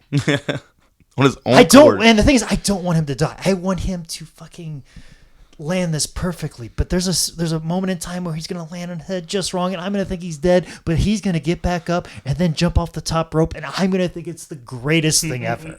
Anytime I saw their matches, it was always a curtain sellout. We'd just be like, and he would just do this thing that I would never think to do. Somebody Irish whipped him in a civic hall, fairground, events hall, and they whipped him from wall to wall, and the walls were like 80 feet away. So he's just like, "Ah!" from an Irish whip. Yes. It was. I was like, this is the most amazing thing I've seen before in my life. And then Big Donnie one time went to try to hit him with a trash can over the head, but he wanted to toss it. Well, Big Donnie misjudged and didn't give enough oomph for it to fly at his head. And also, too, there was also, he couldn't have foreseen this. There was a certain amount of trash in the trash can, so it created this slowing down effect. All the trash would loop to the front and then slow down the trash can, so that instead of it flying towards his head, it flew to little Donnie's like ankles. So like instead of him taking this this garbage can shot to the head, it was plastic, so it wouldn't hurt that much. It was very thin plastic, and it would have been hurt. And then trash fly ever. No, it went straight to his ankles, took his feet out, and he face planted. Like, only those guys could pull that off. And I just like, people need to see that was like my original intent was to like, people need to see this because like accurately performed professional wrestling is like gonna get old. Like we just did like a How Did This Get Booked podcast where we watch ECW, and like it's that idea of like watching Sabu, you don't know how it's gonna turn out, and like ECW, you gotta be very jaded and very bittered because you've seen pro wrestling be done this little box in this way. Can it be something else? Can it be something different? And the idea of like when it goes bad, it's still good. Mm-hmm. You know what I'm saying? Like it's still enjoyable. Like that made me laugh so much. It's enjoyable and it's great. And like those guys that I got for $5 Wrestling Volume 2, they just had a propensity to do stuff like that all the time. What is your thoughts when you see Little Donnie, whom you love so much, as you just put it, you're filming him under a ring, just trying to slice his forehead open? Like, what is your train of thought or your reaction? Do you forget you're even recording this and you're just living this moment? I was like, surely he knows what he's doing. I think that was like a gauge of like, oh no, he's not that smart. Because it's like, he's like, surely you know what's going on. Yeah. Surely you know that this is not going well. Surely you know I'm messing with you, right? Like it was like a friendly thing, like surely you know that I'm doing this to you. Surely, like I'm trying to think of like a very simple prank that you'd play on your friend, like surely you know that I took your phone. Yeah. Or like surely you know I'm going to try and push you in this pool. Yes. Because I keep asking, hey, where's your phone at? And you're like standing next to the pool. Like, surely you know. Awkwardly close that we're. Yeah, like, surely you know where we're going with this. Like, surely, this. And I think that's kind of what my intent was. It definitely was my thought. And then, like, afterwards, like, oh, no. Like, I was horrified that I did it, too. Like, I was like. So this is your fault. Yeah. I was like, I'm an awful person. I shouldn't have done that. Because he's not online. Well, if he is, he's using dial-up. Like, And you still see all these guys quite often too. I love those guys. Yeah, you still see them. I've minced words with Big Donnie a couple of times, but God, I love that guy. Yep. I've like when I finally got to him versus Freight Train, or anytime I saw him wrestle on any of the iPay-per-views for $5 Wrestling, when he would pull out a wrestling move, people would lose their shit. Yeah. Like Marty and Colt, they would just be like, whoa, like this huge explosion, and that's what I wanted from the beginning. Yeah. And that's exactly the point I wanted to prove. And my point was that, we think of great things in wrestling. You think about Stone Cold Steve Austin riding in a Zamboni. We think of Roddy Piper and the Piper's Pit. Mm-hmm. Well, guess what? None of those are a match. Yeah. My idea is that the thing that really gets you over are the things outside of it. Like wrestling, you have to be good at it and you have to deliver the goods. But the thing that really gets you over is character, and then just certain moments that are almost not even non-wrestling related. And the only way you're going to prove that is having a control. Well, Some of these guys are not in-ring technicians. I think I can say that confidently. I believe so. I don't think anyone's going to argue. And I don't think anybody's going to be insulted. They'll argue. I don't think they'll be insulted by that. Like they're not Bryan Danielson. Mm-hmm. They're not Uthez. They're not those people. They're even Les Thatcher. Yeah, exactly. So can I get them over without those gifts of those people? And I feel like I did a fairly decent job of Yes. it. And figuring out what those strengths and what those weaknesses are. And that's what Paul Heyman did for ECW. And then also, too, I could use that knowledge in myself. And, like, I learned so much from those guys on how to get over. Because they were hamstringed. Unfortunately, those guys are not the physical specimens of Ricochet. Yeah. Much like myself. But they could find a way to get over. What is it about them? What is it about this? And I understand the other thing with Freight Train that I think a lot of people were making fun of him. A lot of people felt that he was being exploited. But what is it about Freight Train that brings people close to him? Well, it's his sincerity. It's his undying belief that I'm going to be something someday, even in the face of everything going wrong. Which, you know, circles back around to me thinking everything's going to go right and then proving that nothing goes right. But here's somebody that did not start in the same starting line as me, did not grow up in that environment, but still, some way, somehow, he still believes that he is going to get to this destination right here. That is what people love about him. And that is what I learned from him. There's so much that I've taken in this new turn that I've done in as a baby face or this turn in my career that I've taken from him and learned from him and applied to myself is just unwitting belief in myself and just hoping that people are going to gravitate towards that. Good time to be on the subject of, I really did not want to spend this much time on wrestling because you're definitely, there are more facets of you these days. But to go ahead and wrap up wrestling at the moment in a nice little bow, you just mentioned Freight Train. We, as your friends, know the extreme positive influence that he has been on you in this last couple of years that, you know, we've known the two of you together. So basically what I want you to do is just arguably as quick as you can, just wrap up or like just put in a pretty little package of like your friendship with Freight Train and what it's meant to you and what it's done for you both in the ring, like you just said, but like out the ring as just a person. Like what has he done to make you a better Samaritan? He's maybe a better person. Everything good in my life I have because of him, hands down. It's no secret. I date Josie Soja Bolt. We are in a very committed relationship and have been for almost 4 years now. 4 years in March. Rarely have an argument, but she's like the best thing to happen with me because she's been the one that's pulled me off the couch a lot recently. In the past couple of years, she's the one that's pushed me forward. She's the one that's pushed me towards the good things in life. And I don't have her if I don't run $5 wrestling pay-per-view in Charlestown, Indiana, which is just across the river from Louisville, and her seeing the clips online. We don't open up a dialogue and get together, you know, without Freight Train, without his positivity, because Josie is very much a positive person. I've always been a very negative person. You don't say. So, but I need that positive person in my life to point me back in that direction in all moments of time. And if I don't have somebody, if I'm not putting somebody positive like Freight Train out into the world, I don't connect with someone like Josie. If I stay on my path, me and Josie are just like, oh, I remember Jake from the OVW tryout camp. He's a nice guy. He's a little bit of a kind of a dick. He's very negative. Like, I don't have that thing drawing us even close in the same room in the same atmosphere. The notoriety a little bit that probably came with, you know, like doing this project with Colt Cabana. There's a lot of people that know me through Colt's podcast and the projects, and people are aware of who I am. People probably stumbled onto me because of a YouTube promo that I did with Freight Train, or a project I did with Colt that, you know, featured Freight Train, you know, like, or whatever else, you know, like it's just about everything good that's happened in my life. And then also too, that, like I said, what I've taken from him, like I did my 2-year losing streak, which ended with me winning the championship belt at PWX. It's one of the highlights of my career.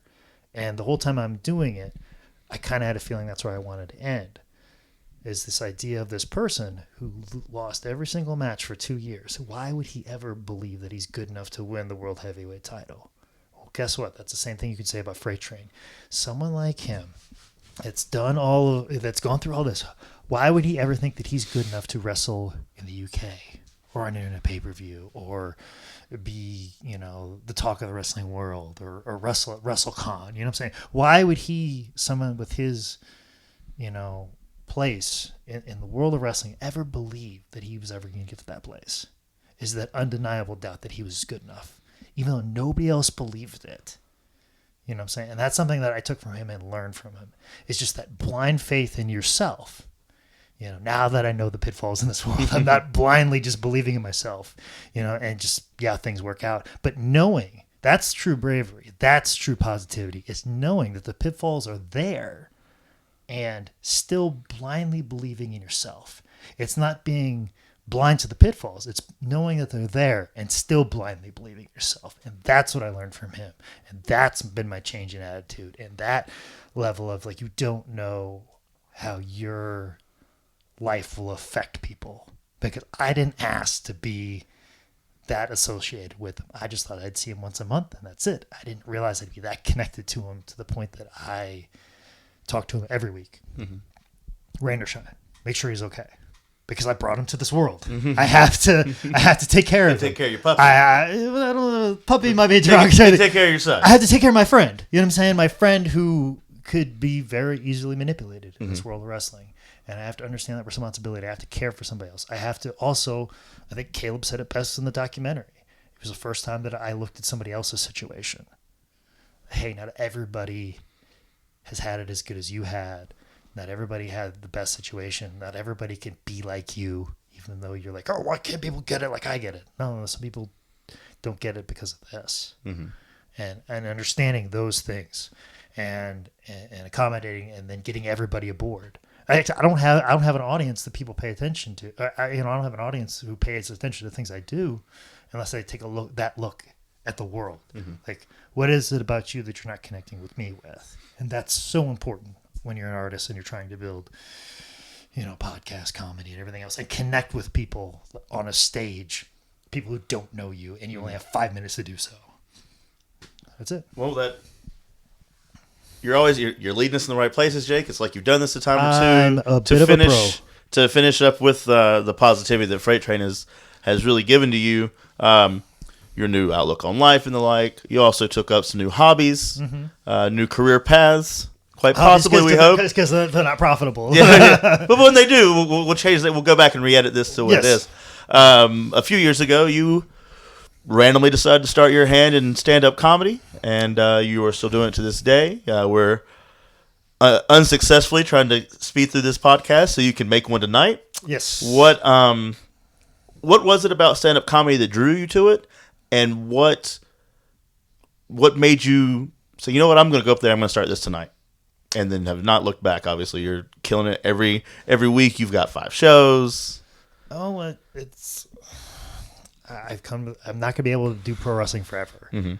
But I feel like I can make people laugh until I'm 50, 60, or whenever CTE sets in. You know what I'm saying? Like, whenever my brain finally falls apart. So you're not allowed to hold hot drinks anymore. Yes, exactly. When I start getting the shakes and the yips, when that happens. But I feel like I can make people laugh until then. And understanding that my time is very limited in professional wrestling. But how many times have we seen guys that just quit, and then they have that sadness in their life, and they become, what do they become? More angry and more bitter. But that's the things, like you and they just disappear. You don't replace that thing that was in your life. Mm-hmm. You know what I'm saying? Like, if you were like a Russian hitman, you know what I'm saying? And then you thought, oh, I'm just going to become an accountant. Or better example. Yeah, I'm just going to stop killing people. Better example. Police officers. Are you sure Russian Hitman wasn't a good one? Police officers. Police officers. Those guys that are beat cops, and then they retire, and then all of a sudden they have a heart attack 6 months later. Yeah. Because they're not stressing their heart every day and getting that adrenaline. You know what I'm saying? Because they couldn't replace that thing in their life that was a part of their life. And I had to really sit down and figure out what it is that I like about professional wrestling. I've always been big on characters. Never been that concerned with how cool I look. But I really enjoy making people laugh, because even your worst enemy, if he has a great joke, you're gonna laugh. And in that moment of laughter, you know for sure that person likes you. whether if you don't know this person or not, or you could have different things politically or sociology. I mean, like you could be the most awful person ever. If you make Jeffrey Dahmer laugh, you've connected. That might be a bad example as well. So about these Russian hitmen again. Back to the Russian. If you make a Russian hitman laugh, there's a connection there. Even though you've lived the world and a life, and you have different goals completely in my life than I do, but there's a connection that you like me, you liked what I did. Mm-hmm. It's undeniable, and it's almost. And people can say something, and it just hits you on a primal level. And knowing that about laughter, that's what I want to do. Like I want to entertain people, and I want to make people laugh. Well, I've always been a fan of stand-up. Mm-hmm. Like Richard Pryor, Live on the Sunset Strip. My dad used to watch comedy a lot. I don't know how he ever saw these. I don't know if these were videotapes or PBS used to play them, but I just remember like late night on Saturday nights, my dad would be watching like a Robin Williams special, George Carlin, always George Carlin. You know, just something. And I remember Richard Lewis. God, like I thought he was the coolest guy ever. And I thought for a long time, like, gosh, I am not messed up as this guy. Like, how can I be funny? Like, you know, that was the inclination. Like, how can I be as messed up as this guy? Because I can be as funny as him. I just remember Richard Lewis just running his fingers through his hair and just doing comedy on like the Tonight Show or wherever. Well, you couldn't do that because you don't have any hair. Yeah, I don't. So that's why you can't be like Richard Lewis. I'll never be like Richard Lewis then. Because your hair. But God, he was. I remember him so much, very vividly, and of course, you know, being a 15-year-old boy listening to Andrew Dice Clay, like you know those things. So it's always kind of been around and understood it, but like once again, I didn't know it was even around. It was impossible. I think you have to go to LA to go do that. Somehow, Jim Ross also shows up. Yeah, sees you do the bench press a couple of times, and all of a sudden you headline Madison Square Garden into a comedy event. That's your own Leno. And yeah, exactly. That's how it works. How do you describe your comedy? I don't know yet. Okay, I'm too early in the game. I've been doing it less than 2 years right now. I'm trying to figure out who I am on the stage, but I do know.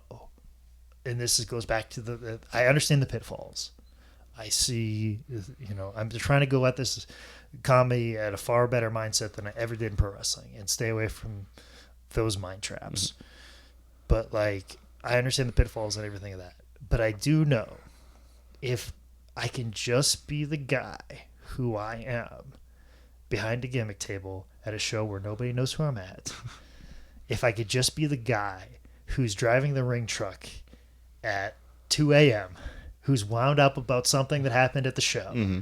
If I could be that funny, that comfortable, that loose, that just on the money with lines and just very in the moment being if I could just be that on stage and perform my material that way, I might have something.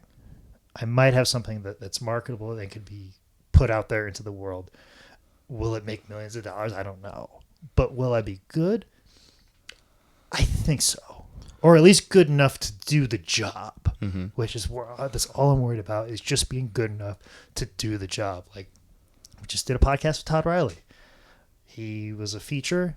The headliner was sick. They needed Todd to go long, and he did it. He did the fucking job. And he did it in front of some audiences that I did not perform very, very well in front of during my MC set for 7 minutes. Like, I did not do well, but Todd did 35 minutes when a feature's usually only asked to do 20, and the headliner does an hour. But the headliner could not do that because he was sick. But Todd jumped in and did the fucking job, you know, to be that good at it. You know what I'm saying? And nobody really knows who Todd is. He's working very hard. He's getting out there. There's a lot of people. He's very well respected in a lot of circles and stuff like that. And everybody here respects him, but I don't think everybody globally and across the United States knows who he is. But when I saw him do the job, you know, that show, the Comedy Zone was very lucky to have him that weekend. Mm-hmm. I don't think there's another feature in this area that could have done what he did. And having that type of respect and being that good at something, I would love to be. And if I could, and I felt like I was that good at pro wrestling, if I could also do that at something else, mm-hmm. How awesome is that? So then what is it like to be, even though people still consider you a prick or whatever, yeah. When sure they do. But they also understand and respect like your knowledge in wrestling and what you've gone through and like how you've done it and everything, and you're considered grizzled young vet, almost kind of. We jokingly use that term, but you've been around forever and you've done it for a long time, and you've garnered this amount of respect. What is it like to go from that and then leave that show and that world and go to a comedy show where you've only been doing it less than 2 years? Everyone's more talented than you. You're basically the greenhorn all over again. Fan-fucking-tastic. I have zero pressure. Yeah. When I tell people that I'm a pro wrestler, they're excited. But the thing is, they don't know exactly who I am. Mm-hmm. But if they look me up, they're fairly impressed. Mm-hmm. Like, oh, this guy's a somebody. Because there's a couple people that do comedy, and if you look them up, if you can find anything, it's not that impressive.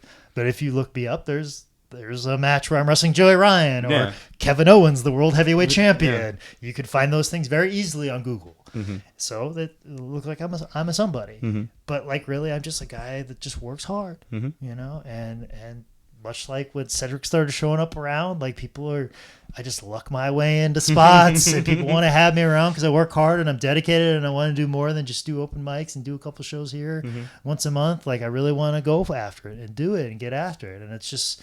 There's no pressure on me. People know, like, he's only got a few minutes, or he's got like he could maybe feature if it's just 20. You know, he's just starting to get to this, or he's like he's good, or he's a really good MC. We could really use him here, but you know, he's not a headliner. It's so nice to not have that responsibility. Yeah, just being like a fucking dipshit.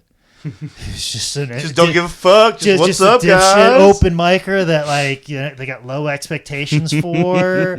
You know, life or death isn't on the line. It's not like the clock is ticking. Your mom's not gonna die if you bomb this set. Yeah, exactly. It's whatever. And as bad as it could be, the worst it could ever be. Guess what? I'm still gonna do it tomorrow. Mm-hmm. I could have the worst set ever tonight. At this open mic, I could have just 0 laughs and nothing fucking happen. It doesn't fucking matter. That's not going to detract me from doing it tomorrow. Mm-hmm. I could do the Comedy Zone and bomb and never get back in there to MC for another 2 years. But I'm not going to stop doing it. Yeah. So what the fuck? It doesn't fucking matter. That's so nice. Where like carrying the PWX title is like I go into panic attacks the Thursday before. Mm-hmm. The Thursday before every PWX show as a champion, I start to have panic attacks, lose sleep. I come into every show, fucking bags, stressed out, tightened up, like pinched nerve from being stressed and not being able to move. Just a bundle of nerves because I'm the last match on the card. Everybody on the matches before is going to kill it, so I got to bring it. I got to bring it up to the level of that. Everybody's going to go along, so hopefully the crowd's still there. The crowd's still there, so like I have all these expectations and fears and insecurities, and I know, hey, this could go really bad because it always has gone bad for you, and all those things start creeping in your mind, which I'm not looking forward to the day when that comes to me in comedy, and it will. You know, when I get to the point that I am headlining, or if or I get to the point that I have enough that I could headline, those thoughts are going to start creeping in my head. So I better enjoy the part where I'm just a dipshit open micer, try to fucking just do as many minutes as you can and do them as well as possible. So I better enjoy this. Your creativity obviously hasn't stopped there. You had your hand at improv for a little bit. You still do it from time to time here and there. Mm-hmm. But you also started doing other avenues, like you've been on mine and Caleb's Zane and Caleb Put Over the World a couple of times. You've had good hands in it with some acting abilities and really helping us kind of put together the dumb shit we were trying to make work. But then you started doing Dad, You Don't Work, You Wrestle with George South. Mm-hmm. How did that come about, and what basically is that? I refer to it as a recap show, which I do have to leave here in a little bit. So hopefully, wrapping it up. Don't worry, this is the downswing. Okay, all right. It goes podcasts and then the go home. So don't worry, we're there. I dicked around for quite some time in the beginning. We got wrestling out of the way. I'm just trying to. That's what I even want to talk. I don't want to talk about improv. Don't give a shit. I just want to kind of get to what we have fucking talked about. Haven't even done it really in 6 months because I'm too busy with wrestling and good comedy. Thing. So. But no, Dad, You Don't Work Your Wrestle. I refer to it as a recap show. But like, yeah, if I could be that funny on stage that I am with George and as sharp and as quick-witted, if I could be that on stage, like that's pretty close to who I want to be comedically. Just because George opens me up in a level of comfort, which I do for him, because it was basically, if you look back on Dad, You Don't Work Your Wrestle episode 2. 1 through 2 or 3. Michael Bakikio is the host, and George is very straight laced. It was only supposed to go for 10 episodes just to sell George's book. Well, Michael already bailed on it after the second or third episode, and George really wanted to do it. He goes, Jake, you just do it. And because I have a level of comfort of tricking George into being himself, we captured George on camera, and that was always the Sasquatch of professional wrestling. Great White Buffalo. Yeah, of like getting George South to be himself, the guy he has been the last almost 200 episodes now. Now it's so like, oh, that's which way George is, and people see him, and that's the character, and that's who he is. But that's how he's always been. But keep in mind, it has been very hard to capture that individual, that personality on camera that naturally. It was almost a decade-long fight to get that on camera, because we always used to say, "It's like, man, if just George would have been this when he was like wrestling for Crockett, or like early '90s, if Paul Heyman would have saw this, like he would have like booked him like crazy, But we finally pulled that out because I could trick George into just relaxing and just talking and forgetting there's a camera there. Because anytime you'd see the red light, George would be like, this is what I am doing. I am a professional wrestler from Concord, North Carolina. Like, he was just always very straight-laced, but when he'd get with me, he could just go crazy. Yeah. And, yeah, he's opened me up and just keeps me on my toes. Like, that's been my improv training. Like, what quick line can I put in with George? And then also, too, it teaches me with the co-host, like, let him talk, I'll talk, not talk over people. And that's just made me a better host. Mm-hmm. So I call it a recap show, but I also call it a podcast. But it's one of my favorite things to do. Which brings us to podcasting. You have 3 different ones. You have a 5-minute podcast. Thank God, this one far longer than that. Yes. You have your personal Southern Stranger in a Southern Land, and you have the one that you and I do, How This Get Booked, wearing the t-shirt. That t-shirt. What about podcasting caught you into like wanting to be a part of it? Well, I became aware of the Nurse podcast because CM Punk was on it, when all the hubbub of CM Punk was going on, and I've always been a big supporter of what he does, what he believes in. I'm sure that people, they'll crucify me for that, but whatever. I believe in it. So his mentality is, I get on board with it. So I came aware of the podcast, even though I turned it off after the first 10 minutes because I was just like, I don't need that kind of bitterness in my life. No, it's not. It wasn't so much him. It was Chris Hardwick. Nah. It's very hard to talk with somebody who doesn't know about pro wrestling, and they're trying to talk to you about pro wrestling. There's this large disconnect that it's like, oh, why are you talking about this? I have to hear you ask every, so is it real? But like when Chris Hardwick would like interview somebody like Tom Hanks or Arnold Schwarzenegger, he would pull these things out of people that were these nuggets of emotional, and Kevin Smith, but he was the Jon Favreau one that connected me. And I was like, oh my God, like I've always been a big fan of Jon Favreau, and just like listen to his story, and then like listen to him tell Robert Downey Jr.'s story of being, when he got picked as Iron Man and where he was in life. And I was like, I need more of this in my life. And like the Kevin Smith one was a big one. And he was like, hey, if you got a project, go do it. He was always encouraging people like, you and your buddy got a microphone? Guess what? It's really easy to be a podcaster. And he just went through the whole steps on how you do it. I'm like, yeah, I'm going to do that. And like our buddy Ken from Mellow Web Design, who's turned his podcast empire into now him being like the perennial host in North Carolina. He's got his own drinking show on TV now. He's filming pilots for Food Network and the Cooking Channel and the Travel Channel, and he just leveraged it through a podcast. And I became a big fan of Mark Maron's podcast, and I was like, I want to do some of this, but I wanted to expose people to, I didn't even realize it until like 20 episodes in that I was trying to figure out how to be successful. That's what I was trying to do when I listened to podcasts. Like, what's the path? Because I was very much adrift. I knew I needed to change. I knew pro wrestling was going to end for me very soon, but where do I go from here? So I was trying to listen to successful people and getting a roadmap. And it wasn't until 20 episodes in when I did Forrest Shaw, who is the guy who opens up for Jim Jeffries. And he's just like, look, Jim Jeffries, hardest working man he knows. He goes, nobody works harder than that guy. And that's why he's as successful as he is. And Forrest Shaw is like, I don't work that hard. I work just hard enough to probably make almost 6 figures in the entertainment industry, and I'm okay with that. I work just hard enough. I probably could work harder to earn that money, but I make just enough, you know? But if I want to get to that level of Jim Jeffries, I have to work a lot harder than maybe I'm ready to even work. And there's that thought process of like, you guys work really hard to get that. The people that are that successful, they're that successful for a reason because they worked really hard. And so then I started going, gosh, I get all these people that are varying degrees of success. I need to ask them about success. And I think Forshaw was the first person I asked that question. Like, well, what's success to you? Because it seems like to me, shouldn't you be like, I need to work hard, get the brass ring. Here's the damn answer. I be the Olympian. You know what I'm saying? And he's like, no, that means a different thing to me. You know, like where I'm at successful, like, yeah, I'd like to be doing more, but then I don't have to work hard for it. You know, and am I ready to do that? Should I do that? What, you know, and asking that question, and I felt like that was the most interesting thing about it. And so then, ever since then, all the other interviews that I did, I asked people like, "What does success mean to you?" Because it means different things. That's another thing that I learned from Freight Train. It means different things. Like Freight Train just being on a show and being a champion. That's success to him. You know, it's for me when I was 18, being an Olympian. You know, and then for different people, it means different things in different walks of life. And I wanted to know, and I was trying to figure out a good answer to everybody. And I don't know if I still have a good answer.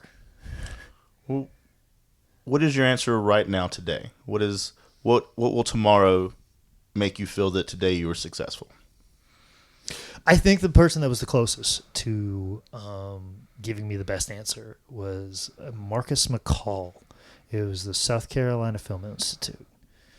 And he basically said, he broke it down simply like this. You want to feel like your hard work goes to something. He goes, if you do 10 push-ups right now, you want to be able to look in the mirror and see that there's been a little bit of blood pumping in your chest and your chest looks a little bit bigger. You just want whatever work that you put in, that the results exist and they've been put forth in front of you. That's and then like, it wasn't even my own podcast. It was the Joe Rogan podcast with Dan Bilzerian, the guy who does a lot of Instagram videos with girls with machine guns and plays poker. He's like a poker star. A badass. He's made millions of dollars playing poker, and I think he kind of put it the best. Is that, you know, he's made millions and millions of dollars. He's set up for the rest of his life. He doesn't need fucking money. He's won like $10 million in like one hand of poker or whatever, or one tournament or whatever. So he's just like, if he won $1 million off a hand of poker, doesn't mean anything to him. It means absolutely nothing. But he said a guy down the street who's a plumber, if he won $1,000 on one hand of poker, it'd be the greatest thing that's happened to him in the last 10 years. And if he won like 6 figures, it's the thing that changes his life. Where Dan Bilzerian's like, if I got 6 figures on a hand, I wouldn't give a fuck. It wouldn't mean shit to me anymore.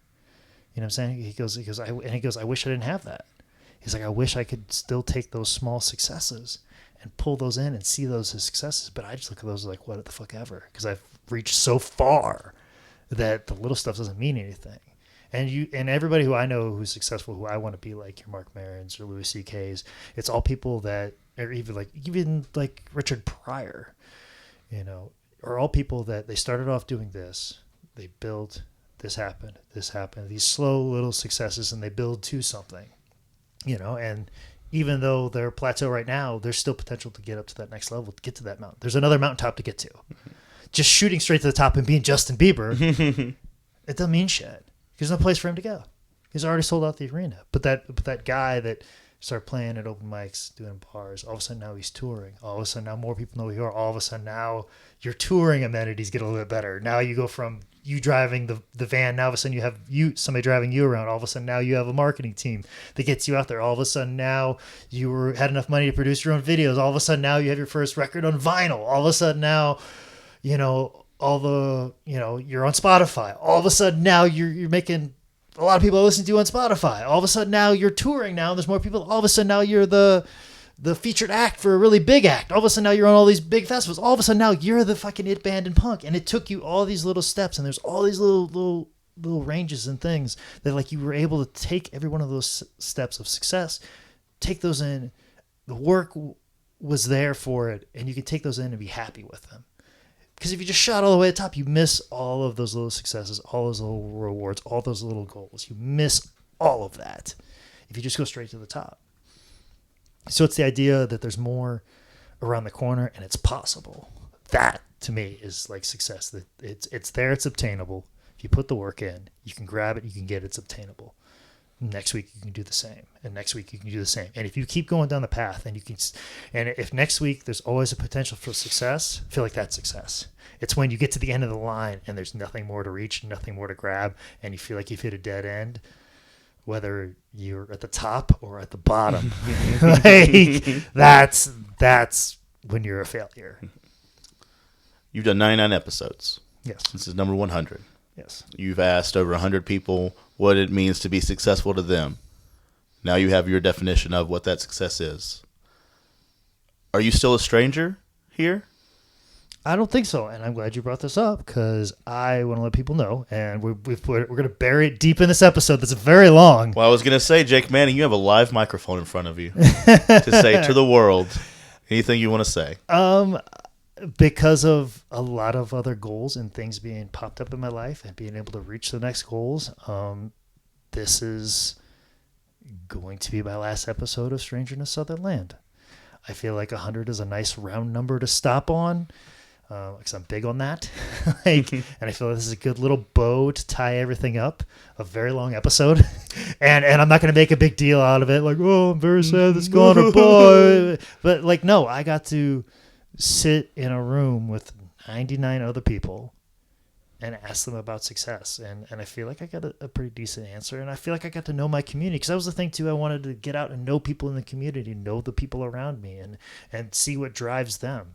And this has become very like the putting up of the YouTube videos and getting the files over to guys and doing the write-ups and doing the intro videos. There's a lot of mundane stuff, and I feel like it's hindering me from doing a lot of really awesome stuff, like our How Did This Get Booked podcast. Like trying to book podcasts for that, is I feel like I'm taking time away to work on this podcast when I could be working on our podcast. And, me taking time to do an interview instead of me getting up and doing a stand-up set, or getting to an improv class and working on my improv, or getting to a show, and dressing and getting out there and meeting people that dig what I do in the ring. So I feel like this is time for me to kind of step away and just focus on all the good things. I feel like I'm on a good path right now. I got some good things set up. I got tons of good things with our podcast, How Did This Get Booked, coming out real soon. And I'm just really excited for all those things. So like, I kind of want to focus on that. And I feel like I've left you with a large body of work to come to the same conclusion that I have about what success is. So if you're still trying to figure it out and you get better answers, more power to you. Start a podcast. Start your own podcast. Don will take care of you. And I can't thank Don enough for all of his hard work. He's been there, rain or shine, dependable, like late, holidays, whatever. He's always made sure he's on time. So like, I feel like this is the time to kind of step away from this so I can focus on all those other things, all those new goals, those new things that are out there. So I'm very happy that I got to do this, and hopefully you've enjoyed every one of them. So if you're sad that it's gone and you haven't listened to every episode, go back to some of the episodes you haven't listened to. I'm proud of all of them. I put them out. I wouldn't have released them. And that's the thing too, is getting to the point that I was going to start releasing stuff that was subpar, and I don't want to do that, because contacting and booking guests are always the hardest thing. And I felt like I talked to just about all the people I wanted to. I didn't get Michael Jordan. The one that got away. The blue whale. Yes. So, that was like probably the one that I really would have wanted to get. And, We'll do a comeback series. 101 will be the one and done Michael Jordan special. But you know what? I'm not opposed to maybe doing one every once in a while. If I get the opportunity to sit down and talk with somebody like this, if it's somebody like high level, like a Michael Jordan, or maybe even just as high level as Matt Hardy, I don't know. Maybe I'll do that, but maybe once every 3 months. I don't know. I'm not going to put it completely to bed, but I really feel like I need to be focusing on my stand-up, because I want to start hitting the road more. I want to start getting down to Atlanta, just driving down there and do a night full of open mics, and then drive back and I'm back to where I was when I first started wrestling.